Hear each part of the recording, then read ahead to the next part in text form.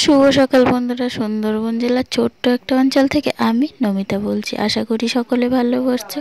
আর আমার সকল বন্ধুদের আশীর্বাদ নিয়েই আমি আজকের ব্লগটা শুরু করছি। তো দেখো, সকালে ঘুম থেকে উঠেই সমস্ত কাজ সেরে সোজা উঠোনে চলে আসলাম। এবার উঠোনে তো আমার প্রচুর পাতা পড়ে, তার জন্য এই যে প্রতিদিনই উঠোনটা সকাল বিকাল দুবেলা ঝাঁটাতে হয়। যেদিন বিকালে ঝাঁটানো পড়ে না, দোকানে তাড়াহুড়ো করে দোকানে বেরিয়ে যায়, সেদিন তো প্রচুর পাতা হয়। তো আমি উঠোনটা ঝাঁটিয়ে ভাতটা আগে বসিয়ে নিয়েছি। বসিয়ে এখন উনুনে যেহেতু রান্না, কিছু অনেকগুলো কাচার বাকি আছে। শীতের পোশাক তো প্রচুর হয়, আর 5-6টা মানুষ আমরা ফ্যামিলিতে, তাদের সকলের পোশাক অনেকগুলোই হয়। আর যেহেতু আমি একা বাড়ি কিছু সময়ের জন্য থাকি, তার জন্য এগুলো তাড়াতাড়ি করে কাচতে হয়। আর এই যে দেখছো শাড়িগুলো, এগুলো সব আমার শাশুড়ি মায়ের। আমার আজকে কোনো কিছুই কাচতে হয়নি। আর যা ছিল ওদের 4 জনের, ছেলের বাবা আর শ্বশুর শাশুড়ি, ওদেরই আছে। আর আমারটা এখন আমি আর কাচবো না। তো এখন দেখো, ছেলেকে খাইয়ে স্কুলে পাঠাতে হবে।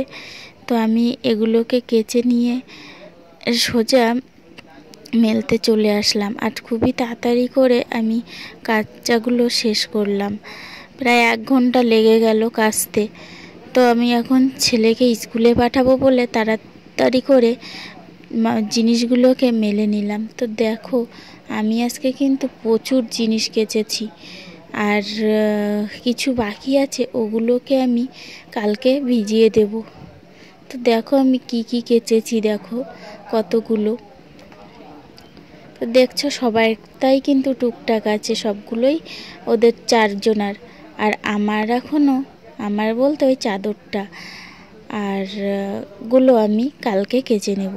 তো আমি ওগুলোকে রোদ্দুরে দিয়ে সোজা ছেলেকে খাওয়াতে চলে আসলাম। আসলে ওর স্কুলে যেতে হবে, তাড়াহুড়ো করে আমি ওকে খাইয়ে এখন আমি ওর জন্য একটা ডিম সিদ্ধ দিয়েছিলাম, সেটাকে ছাড়িয়ে ওকে দিয়ে দিচ্ছি। আর ডিমটা গরম, তো দেখতেই পাচ্ছ ধোয়া উঠছে।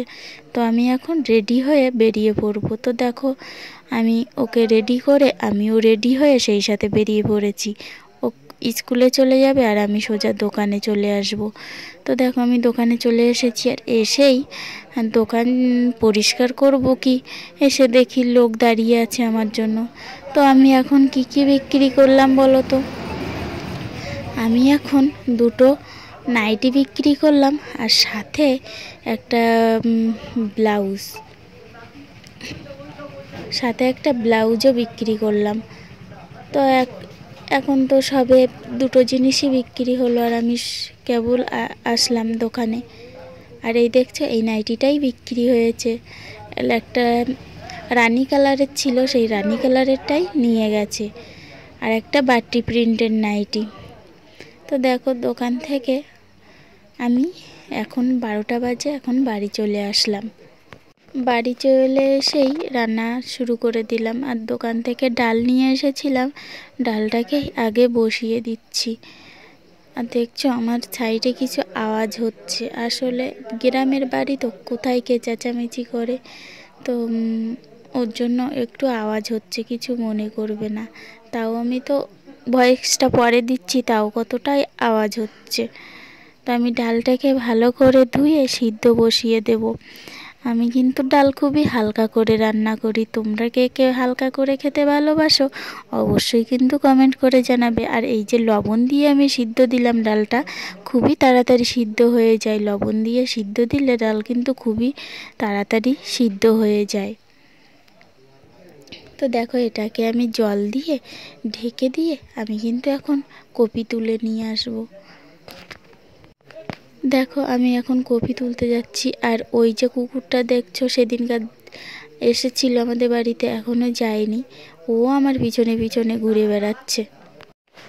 তো দেখো, এখন আমার ফুলকপিটা কাটা হয়ে গেছে, মাছও রেডি, বড়ি দিয়ে ফুলকপি দিয়ে রান্না করবো। আর এই সাইডে মাছটা ভেজে আমি ওই বিটকপিটা ভাজা করে নিচ্ছি। আর এখন দেখো আমার সব রান্নাই হয়ে গেছে।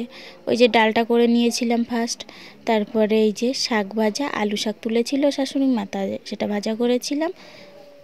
আর ওই যে বিট ভাজা আর এই ফুলকপি আলু মাছ দিয়ে বড়ি দিয়ে তরকারি করলাম। তো এখন দেখো আমার সব কাজ মোটামুটি হয়ে গেছে, বিকাল হয়ে গেছে। আমি এখন স্নান করে সোজা ভাত খেয়ে এই যে আজকের ব্লগটা আমি এখানেই শেষ করব। মিটিংয়ে আসলাম, আমাদের গ্রুপের মিটিংয়ে। আমরা একটা নতুন বই খুলেছি গ্রুপের, তার জন্য সেই মিটিংয়ে এসছি। তো দেখো সবাই বসে এই যে চানাচুর খাচ্ছি, দেখছো নিমকি। তো বাই, এখন চলি।